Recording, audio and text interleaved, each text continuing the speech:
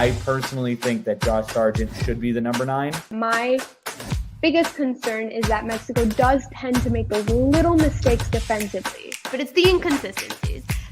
With the isn't this inconsistent though? He's going to be on the ground for the majority of the time. No, I look back at highlights. No, if you that's the have Christian Pulisic treatment though. Same. We're going to have to stop this. We're going to start arguing on this podcast, aren't we? Hello, and welcome to another episode of the Real Futbol Show. As always, I'm your host, Lizzy Veterano, 90-minute editor covering North American football, and with me, my co-host, Geno Canelo. How are you? I'm doing well. You forget your last name there? I really did. It's a Tuesday. It's a Tuesday. It's, late over here on the East Coast. It's 3:36. We're, this is the end of our work days here, It's everything's been good. It's been a while since we've talked. We didn't have a show last week because I scurried off on vacation, but we're back and there's a lot to talk about as we get closer to the MLS season. So that's fun. Yeah. Well, as Geno just mentioned, he went on vacation and naturally everything changed Liga MX wise. It did. Everything changed. They said, you know what? He's getting a little too familiar with this, so we're going to change everything. Everything. It was wonderful to have a conversation with Geno when he came back and tell him that face-to-face. His reaction was priceless. In a state of shock, I guess. But we'll get into it. We will discuss it all. Did you hear anything about it? Not really much. I do know that they're changing basically the format of a lot of things. Yes. I know my favorite rule is changing, so yes. it's just getting more and more confusing. My team sucks, and it's getting really confusing. Yeah. Yes, well, it wouldn't be Liga MX if it wasn't. So last week, FMF President Yon de Luisa and Mikel Arriola, Liga MX President, had a press conference to discuss the postmortem, essentially, of what happened at the World Cup and Mexican soccer as a whole. It had been 60 days since Mexico was eliminated from the World Cup, and then they did a whole review of what was going on internally, and they presented the results, and with that, presented several new proposals to... When were they eliminated from the World Cup? What round? It's not important. Anyway, they decided to change a lot of things in hopes to make Mexican soccer even better, and really looking forward to 2026 when we're hosts of the World Cup alongside Canada and the United States. So to start off with, promotion and relegation is coming back. Yay. Wow. It is.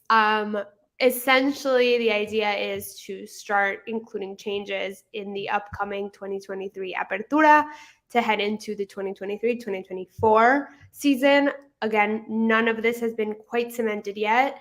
There's still, especially with relegation and promotion, still a lot of process to go through because Liga de Expansión teams, which is second division, all the teams have to go through a process to get approval for this promotion and relegation. They have to provide statements. They have to prove that they have eligible stadiums, financial ability and stability, and all those types of things to be able to be considered for promotion and vice versa. So still a long ways off, but it's exciting to be reintroduced. I think it promotes challenges and takes away that little stability that there's no real consequences for finishing last, even though we did discuss that there's financial consequences, but now there's sporting consequences as well. Yes. It's promotion relegation, obviously here in America is not a thing. It doesn't exist. No. So it's definitely different, when you look at it from them bringing it back in from an American perspective, but soccer around the world has promotion relegation everywhere. It's probably the right move, especially because Mexico already has that structure built in there. And I've always liked promotion relegation. Again, getting into it, whether it's a good thing for America is probably a different conversation altogether. But I like the fact that it teams at the bottom of the division or bottom of the league aren't, 20 games in, just like, okay, whatever, who cares if we lose the rest of these games? It doesn't matter. We're in the league tomorrow, we're in the league next year or whatever. So it does incentivize those teams to be a little bit better. But yeah, I mean, it's a different, I think for America, it's a different story, but for Liga MX, it makes a lot of sense to go back to that because they already have that structure.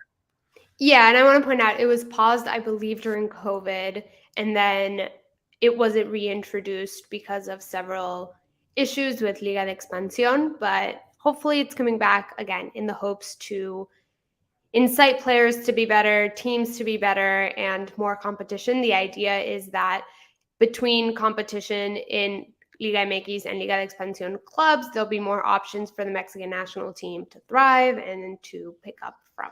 So that one's that. Also very surprised to hear that you like promotion and relegation, given that Everton is facing that. But nevertheless, I understand. I understand. Everton facing promotion and relegation isn't the best thing. I wish it didn't exist now. But I think as an overall idea, I mean, watching American sports and comparing it to European sports with promotion and relegation, soccer with promotion and relegation, I think it makes sense. Yeah. Because I root for a really bad hockey team right now, and they just lose. It doesn't really matter. They're just like, oh, well, we'll try and get the number one pick. Yeah. So it's like, I obviously, again, it's the way America's been with all their sports to not have promotion relegation or anything like it. But I do think it does incentivize those teams at the bottom of the table to do better. Yes, one should only hope so. And in terms of doing better and avoiding normal stability, Liga MX will be getting rid of the wild card playoff round. So right now, as it currently stands, there are 12 teams that pass to the playoffs. The first four skip a round, and then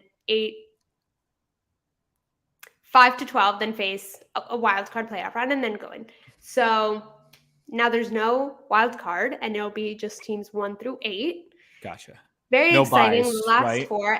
And it was a topic of controversy whether 12 should be included out of 18 teams. Mm-hmm. There was a conversation about mediocrity and whether 12 is too much and whether you should be rewarded to an extent for landing in 12th place. So now top 8 makes sense.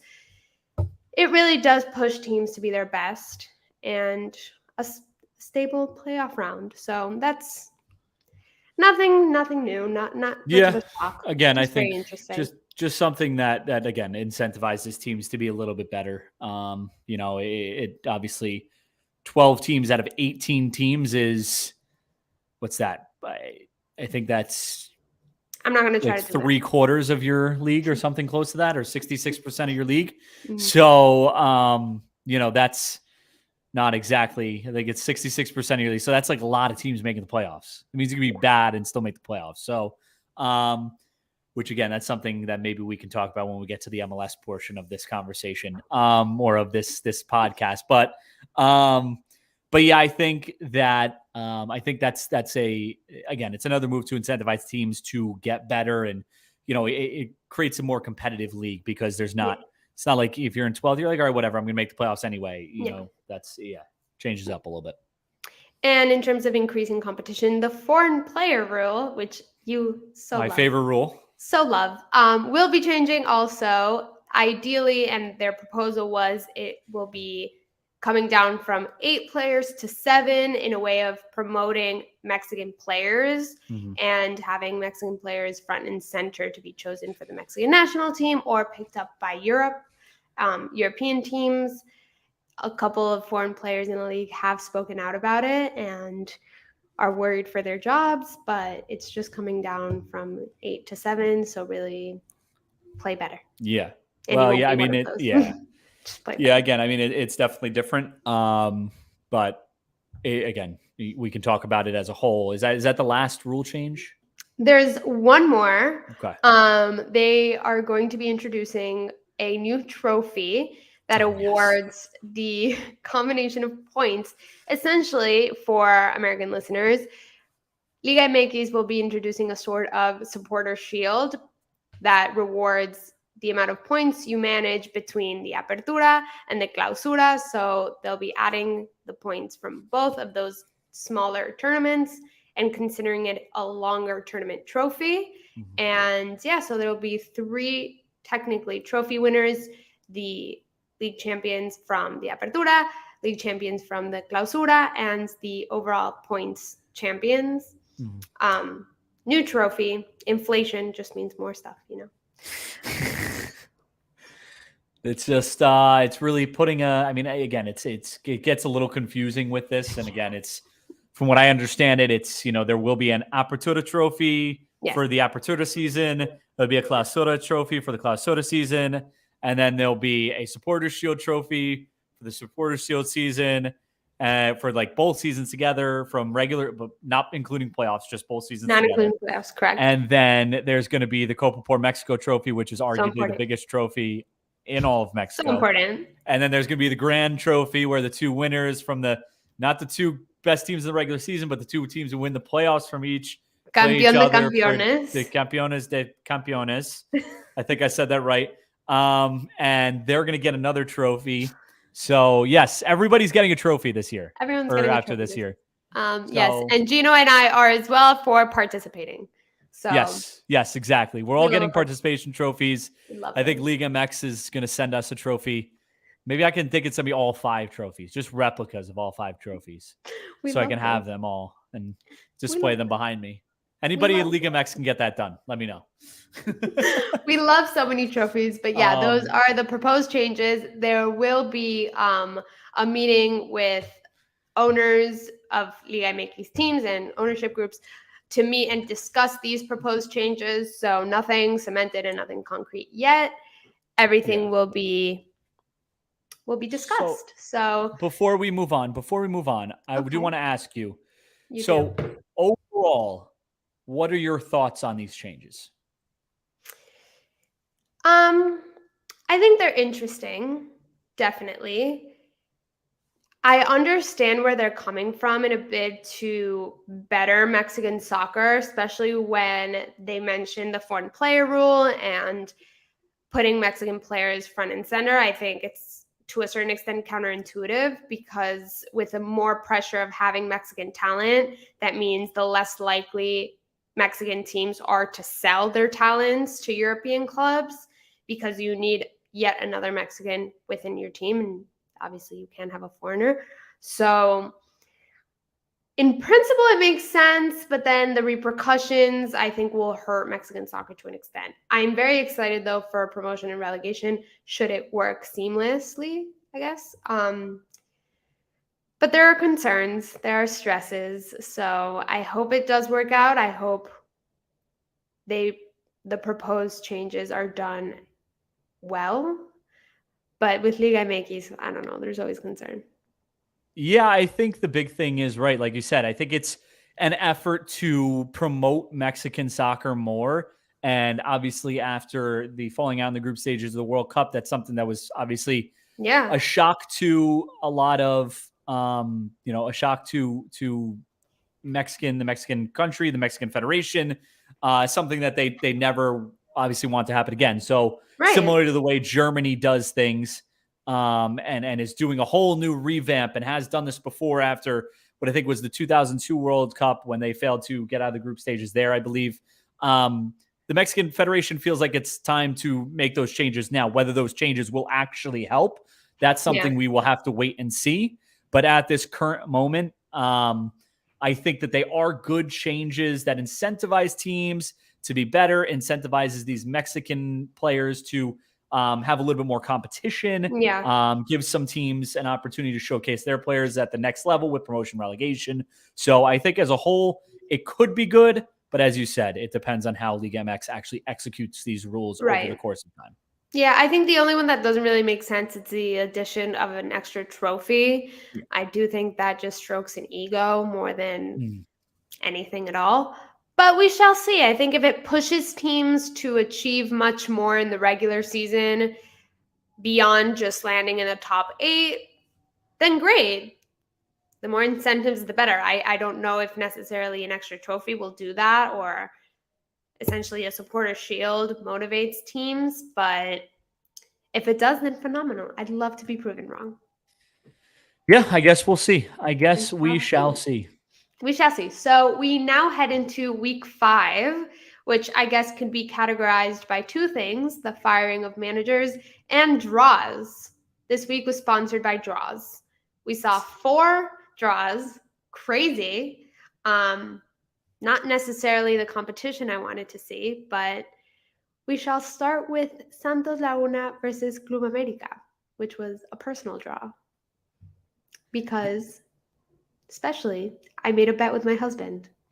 Our second yet. So last tournament, we also made a bet with Santos Laguna and Club America. Obviously, I wanted Santos to win. He wanted Club America to win. And they drew 3-3 last tournament. And now, again, same bet, same stakes. And we saw yet another draw. So no one's yet to win there. Wow. So the husband-wife rivalry is 2 Strong. Draws. It's 2 Very, draws. very It was interesting. crazy. It was also crazy because Santos Laguna was winning 2-0, and I thought I won. I was celebrating. I was being rude. It was so much fun. It was the best time. And then a quick penalty. Henry Martin steps up and strikes it. And then again, a second shot. Yeah. So if you see actually the highlights, Santos Laguna head coach Eduardo Fentanes was livid after the draw because it truly felt like losing out on 2 points rather than gaining the 1. So desperate. Yeah, I mean, when you play result. a team like Club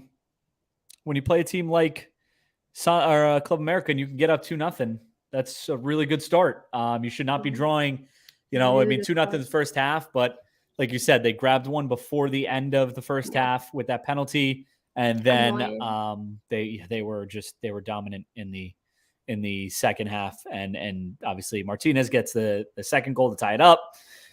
Santos Laguna leaves with an extra kick in the butt with a red card too. So yeah, that was rough. I will say, though, it was a phenomenal performance by Carlos Acevedo, the goalkeeper from Santos Laguna. Excellent showing. Ended up being Santos Laguna, obviously, player of the match. It gives me hope, obviously, for the Mexican national team if they call him as a third, as a second against Memo Ochoa. But it's wonderful to see him performing so well. I think that was my only highlight of the match, because Santos Laguna's defense was definitely not it. Yeah, no, I mean, I mean, again, if you follow Lizzy at this Twitter account over here in this corner, you could see her. She did tweet about Carlos Acevedo this week, among other things, including, the many other things that she is now famous for with Julian Araujo and all the big stuff. So, Thanks. we got a viral reporter over here, and she tweets all the good stuff out on her Twitter. So make sure you follow her there. Oh, I appreciate that. That was so nice. Anytime. Because I know I know we're gonna get into an argument here probably in a little bit. So, that's just how it's gonna have to be. Well, I appreciate it for now. That was sweet. We saw also 3 more draws. Pumas Atlas 2-2, Necaxa Tijuana 1-1, which were, I guess, expected. The one that I didn't see coming, though, was Chivas de Guadalajara against Querétaro 1-1. I think Chivas was so unlucky in so many situations, and they finally tied it. Last moments of the match, they really deserved more there, but I guess a point will do. They are suffering from a variety of injuries to their roster, so understandable, but their fan base at this point expects so much more from what can be considered a top 5, not at the moment, but a top 5 team in Liga MX, with how much they're spending and what they are dedicating in terms of resources. So they deserve better. A 1-1 against Querétaro is not great, but Club America also tied against Querétaro this season already. That is true. That's true. I was going to bring that up. An oddly good start for Querétaro. Yeah, I just went to look at that. I mean, listen, they're in 16th place. They're not, it's not like they're winning games, but they do have 3 draws, 2 against Club America and Chivas, and then their other draw coming against Atlas, and then they did lose to Puebla, which is just like kind of makes no sense. In the fact that they have played really well against these teams that will be in the playoffs, and then Puebla, who is towards the bottom of the table, they lose 2-0. I mean, They did get a red card in that game They did. pretty early. It was in the 8th minute. So, And Gino, tell us, how much do you enjoy red cards in Liga MX? red cards are great. I'm starting to believe that in match week 3, there were no red cards. And I'm starting to believe that that's just like an outlier where the fact that just like, I mean, like, I don't like, it doesn't make any sense. I don't understand. The Mexican only, or the 7 Mexican players rule is going to be hard if half your players get 3-game bans every week. I don't understand how that works. There's 5 red cards this week. That never happens in other leagues, I feel like. Well, no other league is like Liga MX. That's why we love it. That is true. I guess that's the way it should be. I mean, and again, these aren't like, I mean, I don't know. I'm looking on Google in terms of, so some of them are double yellows or whatnot, which again, I have, in watching the games that I've watched from Liga MX, it's like, I feel like some of these yellows could not be yellows. Like, I feel like they could, maybe just give them like, I feel like the referees are very quick out of their pocket with the yellows. So that leads to red cards. So, yeah, but we love them. We enjoy them. It's chaotic. And it's CONCACAF. Chaotic? Yeah, it is CONCACAF. The only important thing to note about the Necaxa Club Tijuana draw is that Xolos have since fired their head coach, Ricardo Viñas. He is out. We have the under-20 head coach, Saucedo, coming in. Fun fact about him is that he's formed an actually integral part of the team.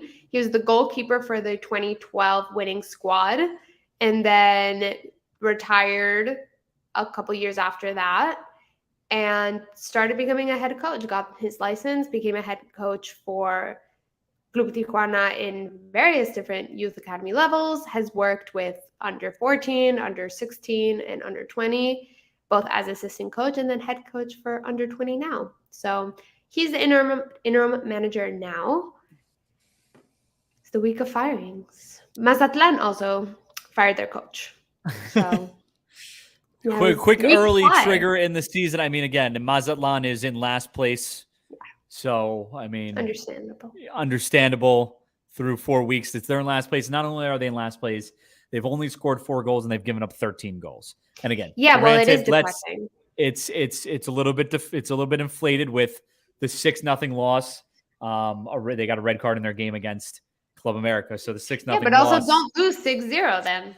Well, again, this goes back to my point about there being too many red cards in Liga MX. So it's I mean, their red card came in the 81st minute. So in reality, I will backtrack on that statement because I did not watch this game. Just saw some of the highlights, some of the stats.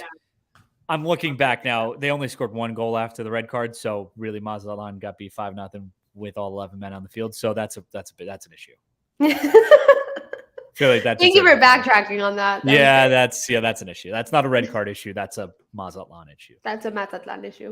Talking about winners though, Tigres won 1-0 over Cruz Azul, which was phenomenal. It was a great game. We saw the Diego Lainez debut.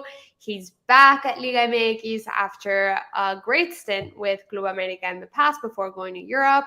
Now, the minute he came off the bench and onto the pitch, fans booed him. Again, understandable because he formed part of the team that defeated Cruz Azul in the 2018 final. So I really love the pettiness of Liga MX. Oh, there's so much. Yeah, it's just like I feel like this is 5 years ago.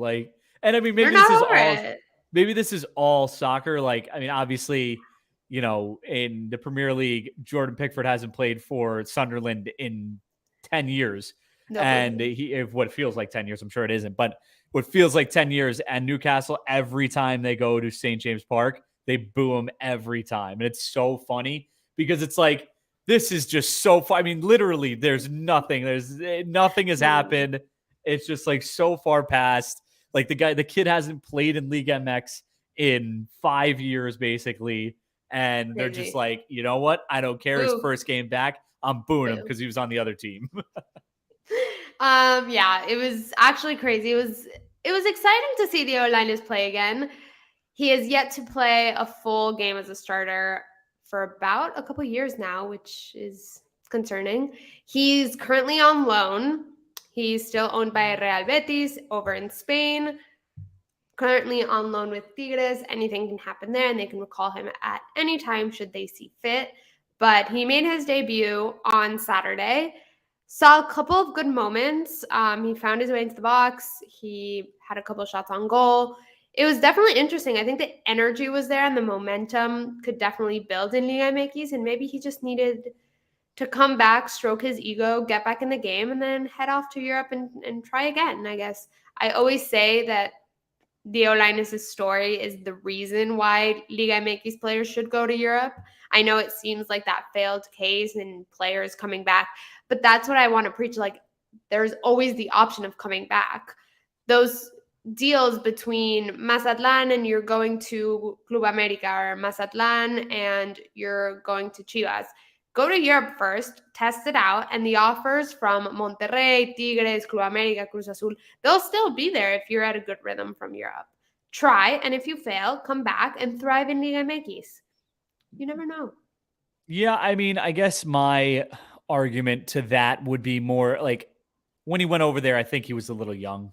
I mean, he went over there yes. at a very young age. He's only 22 years old now. So Yes. I think he could have made a move inside Liga MX first before he went abroad and maybe gotten some more experience in Liga MX. And then he would have made that move abroad and then been fine. The but problem with that is your price tag goes up an exponential amount sometimes because of what desperate Liga MX teams are willing to pay at the time. Mm-hmm. So a Rayados, obviously he came through Club America. Should Rayados would have wanted Diego Lainez, they would have paid, let's say, 10 million. So if an Ajax, PSV, Real Betis comes knocking and says, hey, we want Diego Lainez, this 21-year-old or 20-year-old at the time who's doing good, and they say, okay, that'll be $18 million to get a profit on him, it's practically impossible for these European teams to come knocking for an undetermined talent with a crazy price tag. So leaving at that point really guarantees that they will, because they're so cheap at that point, especially for homegrown talents.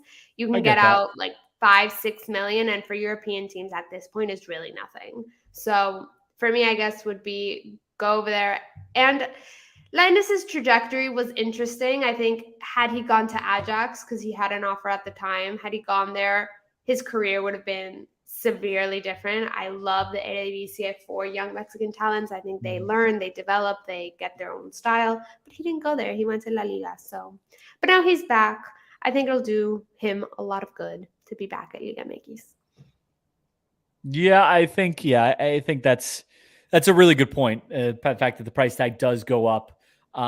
Still, maybe, again, it's hard, right? Because you want to go to Europe, and when you hear those calls from Europe, that's something you absolutely want to, pursue, and it's hard to wait.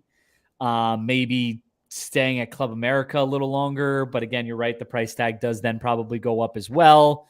It's definitely hard. It's definitely difficult, but I just think, in the end, he ended up being, I think the reason he didn't succeed was because he went over there at a young age, and it was a lot to take in at that young age without having much first team experience in Liga MX. So, again, it shouldn't, like you said, it shouldn't be a cautionary tale for other players to not go over there. Right. I think it should be, they should follow follow the heart, go over to Europe, play in Europe.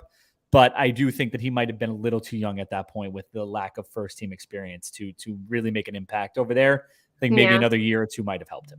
Yeah, I also think La Liga can be very overwhelming. But on the other side of that is a Cruz Azul loss, which has their head coach, Potro Gutierrez, hanging on by a thread.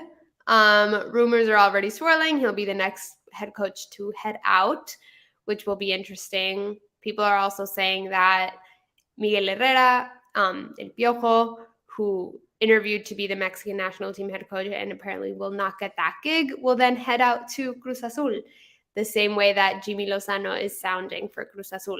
Now, if you get Jimmy Lozano, that's a phenomenal move for you. But point aside, Potro Gutierrez is still there. We won't. Don't worry. He's still there. You guys are losing yet again, slowly dwindling down the Liga MX table. How does it Yeah. feel to pick another losing team?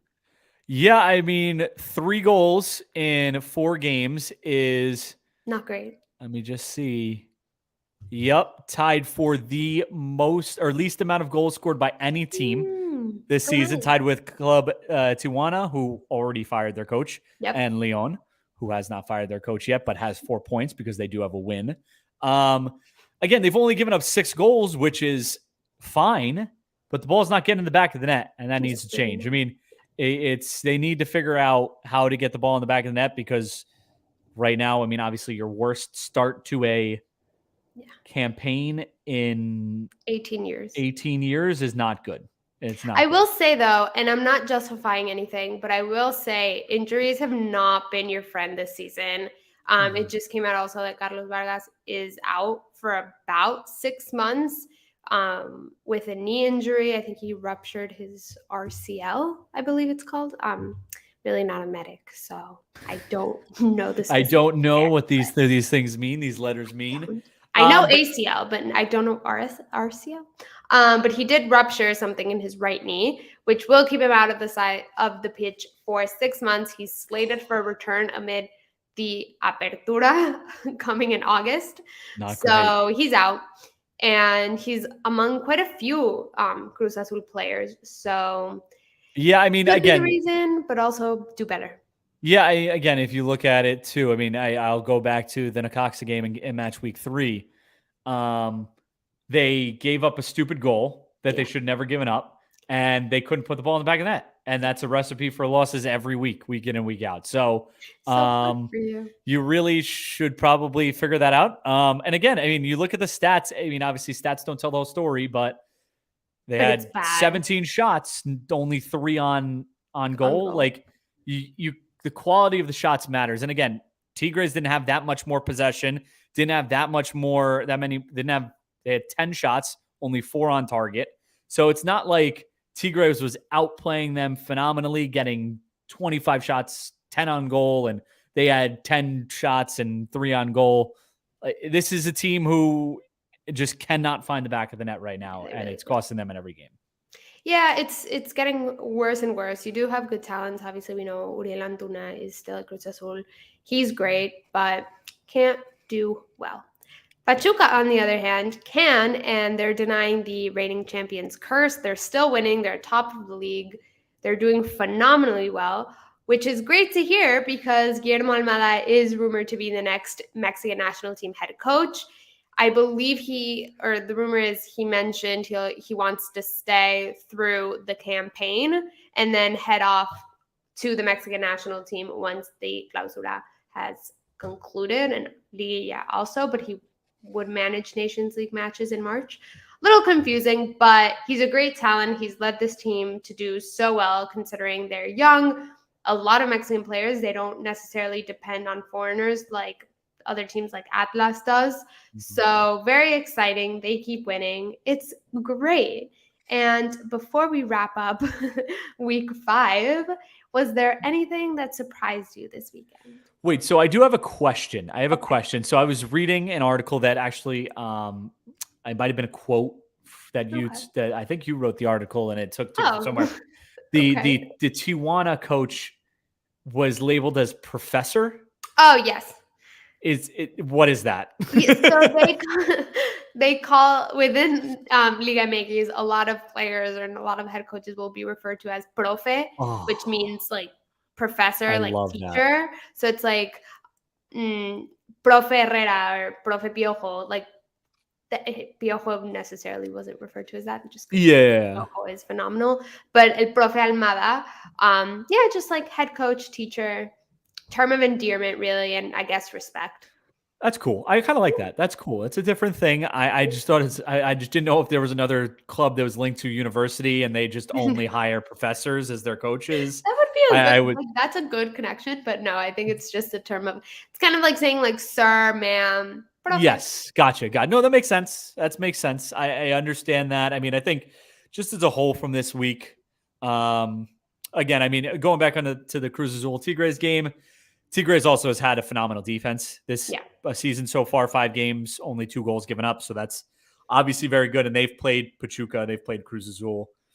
They played some of the big boys. So having only given up 2 goals is really good, and played a Santos Laguna team who, again, got a red card in this game, but did not score a single goal, but who has been on fire since that game against Tigres. So Tigres, again, still looking like one of those teams that will be a team to beat in the playoffs if they continue in that direction. Pachuca, like you said, just playing phenomenally well. 13 goals, 7 against. I mean, they're firing on all cylinders early in the season, and that's, again, it kind of defers or, kind of puts to rest maybe the curse a little bit of winning the league and whatnot. But yeah, I mean, I think we're only 5 games in of the 17-game season, so about a third of the way in right now. Yeah. So we have a good sample size right now of what we're looking at, but there's some teams who really need to make some changes, and seeing the Club Americas, the Guadalajaras, the Cruz Azuls of the world down where they end up being. I mean, obviously Cruz Azul significantly lower than where the other clubs are. But seeing those teams down, like, they need to make jumps now as we get into the second third of the season to really start to get in a position to get firing on all cylinders going into the playoffs. Yeah, definitely. I agree. And transitioning over to MLS, but not really, there has been a couple Liga MX versus MLS friendlies this month, kind of to prepare MLS teams for the 2023 season. Obviously, they're doing preseason. Atlanta United, for example, is training where the Mexican national team trains at the CAR, Centro de Alto Rendimiento, in Mexico City, which is very exciting. They've faced, I believe they're facing Pumas today or tomorrow. And I don't remember who else they were facing, but they've played Atlante, a Liga de Expansión team, and they lost 4-1.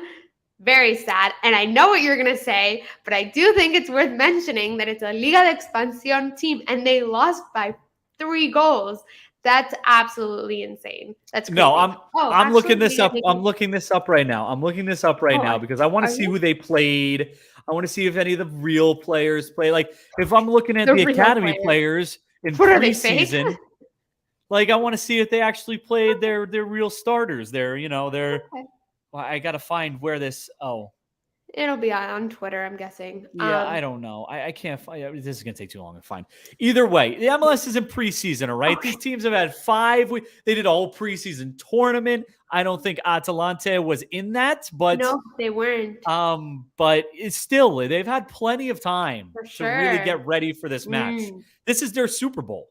Oh, that's what it is. This is their Super Bowl. Okay. And they won the Super Bowl. This is their Super Bowl. So Atlanta, I got no problems with Atlanta losing 4-1. They wanted to give another team a really good opportunity to feel better about themselves as they move forward in their league before Atlanta gets started.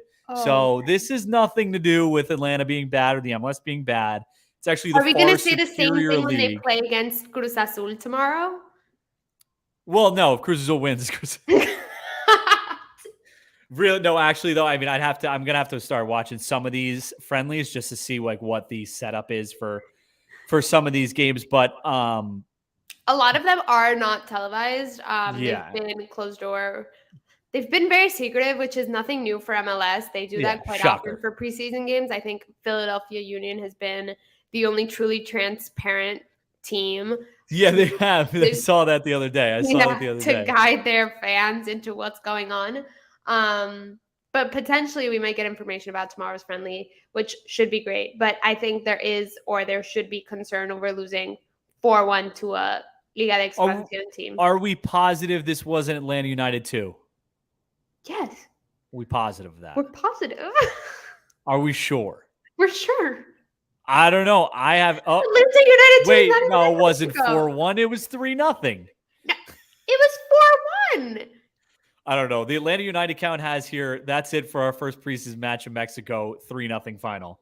Oh, well, okay. Atlanta tweeted something else completely. But I mean, 4-1 and 3-0 is the exact same situation. It's actually worse 3-0, I think. You're because losing. You didn't score a single goal. You're actually losing. It's terrible. We also saw a couple of other. Oh, I got it here. I mean, mean, who even are these players? Oh, okay. Never heard of these guys before. Never, not even one. Not even one. Oh, okay. No, I actually think they started Diop, who I think is a new player for them. But yeah, I mean, listen, you can't. I mean, probably should not be losing to a second division. But either way, no NMLS team is in full season yet. For sure. Wait till Leagues Cup. I want Atlante to come out to us during Leagues Cup and play us during Leagues Cup. They won't because they're not. Yeah, because they're scared. They're scared. For sure. And were the Colorado Rapids also scared losing 3-1 to Querétaro? I mean, I'll be honest. The Colorado Rapids are just an awful team, I think.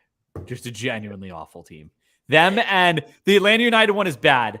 But the Rapids and the other team who I can't remember who played in a preseason friendly so far. What did we say? It was and there's Houston Dynamo who's going to play. Like, come on now. No, but here's the thing though. Houston Dynamo played against Tlaxcala, which I would love to see you pronounce when read out loud, because it's so difficult even for me.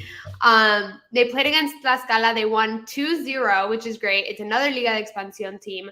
Phenomenal job. And they play Pumas today. I believe they finished the game a couple minutes ago. They should have something up on Twitter after this to check. But I really wanted, just before we continue with this, I'm very excited to see what this Houston Dynamo team can be like this season. Right. Because new coach who I think is going to be very good, and I can't remember his name off the top of my head. Ben Olsen. Boy, yes. do I know Ben Olsen. I covered his DC United team while I was in college. He intimidates me tremendously. He's extremely nice. For no reason should be intimidating. Once he gets into that press conference room, scary. But yeah, I do think 10 years with DC United and then left to be part of the Washington Spirit organization, is now at the Houston Dynamo. But yes, continue. Yeah, I think that they're going to have a fun. I think like a lot of players. I saw something the other day that said the players were mentioning like an open slate, a clean slate, an open playbook, kind of, the ability to kind of start fresh and put all these new things in there. And I think there's some good players on that Houston Dynamo team that could make a difference. It's hard to make a jump from last to like one of the best teams in league in one season, but I do think that they will be better. And I think they'll be a fun team to watch. Maybe not a good team, but a fun team to watch this season and see how they progress over the course of the season. Yeah, I do think they'll be better. I think their direction is headed in a positive way. I want to see Ache play in the midfield. He was injured for a while last season and failed really to make an impact, but he was truly on and off. And I want to say that his mentality was towards the World Cup. So even if he was fit to play, he probably delayed his return just to be okay for Qatar, which I guess didn't work out well, but whatever. But yeah, no, I think he's also excited. We interviewed him during MLS Media Day. Those interviews will be coming out soon as well. And he seemed truly excited about the upcoming campaign. He has a great energy. The team as a whole is a great combination between veteran and experienced players and then young figures. And if anyone can coach a team like that, it's Ben Olsen. And anyone who really knows the league is Ben Olsen. So they might not be an Austin FC type of story or no, I don't think so. I don't think they will. Philadelphia Union, like in the MLS Cup final, but they're definitely going to be a mid-table contender, which is already an improvement of what they were last season. For sure. I don't think that they'll be, they're not going to go be the best team in the world, but they have like good players who are some young good players. They have some good older players. A good mix. I think they just need a fresh voice. I mean, even towards the end of last season, I think you started to see them kind of, after they fired their coach, they started to kind of figure some things out. So I think you're going to see a better Houston Dynamo team. I think they'll be fun to watch. And I think this will be an interesting one to watch over the next few years to see how they progress. Yeah, I think it'll definitely be exciting. But these preseason friendlies are so entertaining. The results, it's chaotic, it's hectic, and they're a great preview of, I guess, what Leagues Cup is going to be in a little bit. You won't be able to use the excuse of, oh my God, we haven't even started the season. Okay, but it starts in like 20 days. So these teams need to get on it because vacation is over. We why shall see, Seattle though. Sounders lost. It's why The Seattle Atlanta Sounders United. also lost. They were so excited. I spoke to a couple players again in the beginning of January, and most of them were already looking ahead to the game against Real Madrid. They just said, we're one game away. We're so excited. And they lost. So wait, that's you so guys funny can because think- I thought everybody made it seem like they were like going to play Real Madrid. Like Yes. it was like they were going to play Real Madrid, and somebody posted online like, I don't know how Carlo Ancelotti's going to plan for the pace and the strength of Jordan Morris. And I thought that was so funny because like obviously people were like being sarcastic. I know I feel bad for Yes. Jordan Morris, but people Yeah, obviously we feel being bad for sarcastic Jordan. because of everything with the World Cup and all that stuff. So, but they made it sound like Seattle was playing Real Madrid. And I was They like, okay, were well, not. that kind of sucks that they drew them, but whatever. It's not really that big of a deal. And then the thing started, and I was like, wait, they're not playing Real Madrid. They're playing some other team. And again, I Yes, they were heard that playing an Egyptian team first, and then they had to win. So the basically, the African campaign. championships or champions, I think it is the African Yeah. champions. Yeah.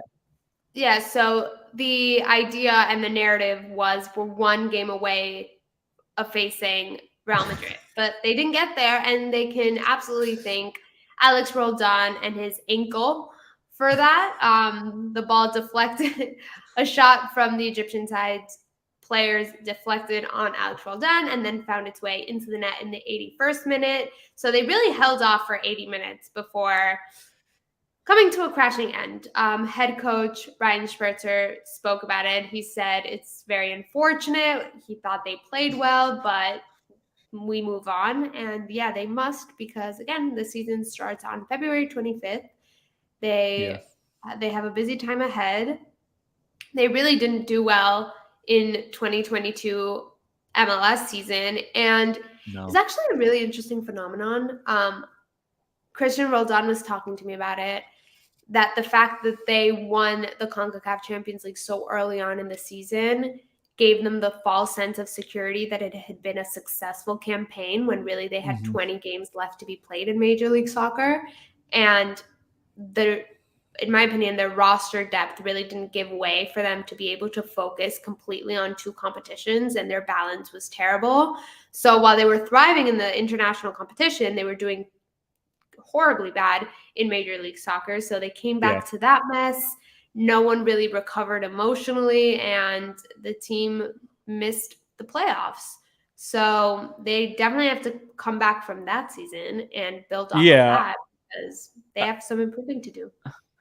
Yeah, I mean, again, you're not used to seeing a Brian Schmetzer team, perform that poorly. Perform that poorly over the course of a season. He's a great coach, and I think it makes a lot of sense that Seattle kind of just, they kind of just accepted it, and it does make a lot of sense because Seattle, again, people make jokes of it, but this is the worst Seattle Sounders team we've seen in years. Yeah. So, it's like a long time. Like Seattle is a perennial powerhouse in MLS year in and year out. So the fact that they didn't have that great of a season last year, you wonder what the reason was, and that makes perfect sense. And you do expect them to bounce back a little bit. They do have some. I believe they made some pretty solid signings, and we'll go overall once the MLS season gets here. The week of the MLS season, we'll discuss these teams and who we think is going to be where we think certain teams will be, who will make the biggest leaps, all that stuff. But they won't be as, and again, last season, if I recall, I have to check the standings again. It's not like they were that far out of the playoffs either. After even I believe they were in 14th.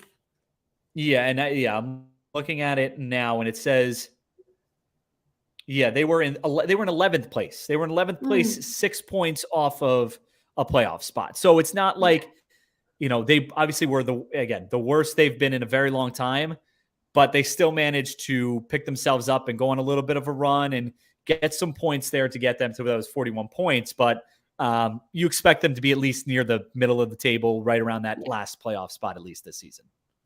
Yeah, I guess the only positive there is that it wasn't a Liga MX team making or being embarrassing in the Club World Cup, because it has been in the past. So there you have it. Recaps. Liga Wait, MX we need to talk about changes. one thing. We need to talk about one thing that goes off of the Liga MX changes. We need to talk about Definitely. one thing. So there's been reports that the MLS is we've talked about Liga MX changes. We need to talk about the possible MLS changes and how dumb they are. There's been reports that Okay. the MLS is going to go or thinking about going to an 18-team playoff with best of 3 quarterfinals, I which know. in my mind makes absolutely no sense at all. We talk I about this know. over and over again. We talked about it with Liga MX. We talk about it with the NBA. We talk about it with the NHL, who's also looking to expand their playoffs.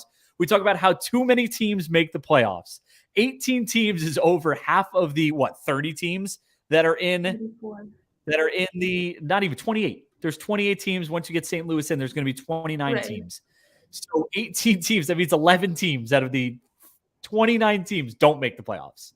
And then there's going to be some sort of play-in wild card round. And then they're going to play a best of 3, which again, we talk about this every single time we talk about soccer in the present day. There's too many games. Yeah. So how we're going to make them play an extra 2 games in the quarterfinals because it does not make any sense. The whole thing does not make any sense to me. I think it would be a massive, massive mistake. And of course, as always with MLS, it's a massive money grab, an opportunity for a massive money grab. That's the only reason they're adding playoff games. So all in all, the MLS is really dumb if they're going to add it, make it 18 teams who make the playoffs, which is adding 4 more teams, have a playing game, add more games to the soccer schedule. These players are exhausted. There's no reason to add more games. Keep the competitive level at where it's at right now, which is half the teams, which is still a lot. And just don't screw it up. Don't screw it up. I think. Well, That's my nothing's rant. been. Yeah. Nothing has been cemented yet. They haven't announced this. These are all rumor changes, but I think Yes, yeah, of course. the Athletic writer Pablo Maurer said it best on Twitter. He said, "I want to emphasize that no one is asking for changes. No one is demanding changes. No one wants changes. These are all self-inflicted." So I do think Liga MLS. See, I'm already confusing. MLS is willing to change these on their own terms and because they want to, rather than listening to potential feedback, as opposed to Liga MX, who at this point would be trying to appease some of the requests made by both the But media Liga MX and going fans. in the opposite direction, though, right? It's like they have a lot of playoff teams now, and they're like, wait, maybe we should make this more competitive. MLS is like, oh, we're adding more teams. Let's just add more playoff teams. Let's not make it more competitive. And I think Paul Tenorio tweeted this out earlier because he is one of the people who was on this report.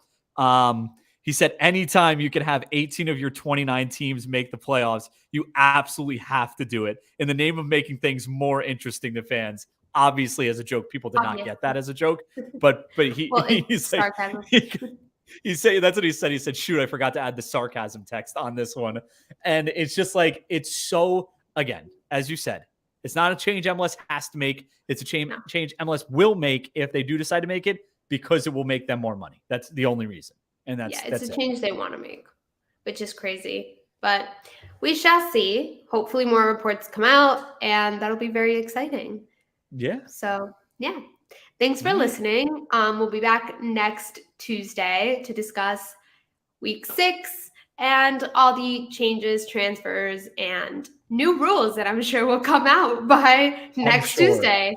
I'm sure there'll be the MLS and MLS will promotion relegation. Liga MX will change it to you can only have 2 foreign players on a team, and there's only going to be there's going to be 17 trophies, but only like 1 playoff format. And that's what we're going to get next week. So stay tuned. Come back next week for that. Stay tuned for that. Thanks for listening. Bye. I'm done ranting. Bye.